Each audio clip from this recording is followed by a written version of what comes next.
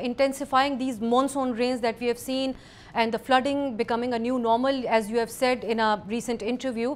What urgent measures does the UN recommend to enhance Pakistan's resilience against the climate change and these kind of conditions?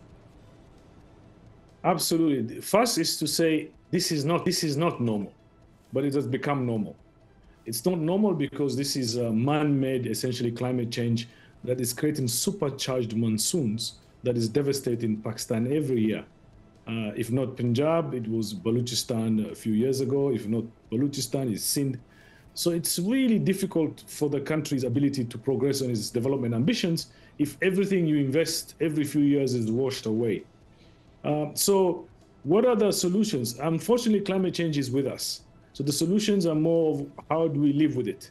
How do we create a more resilient farming investments? How do we build our infrastructure to make sure that the bridges can withstand a much more violent monsoon?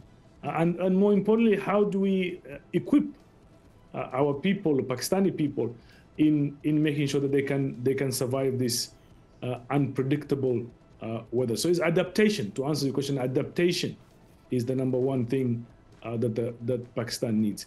But the other thing is that Pakistan did not cause this. It hardly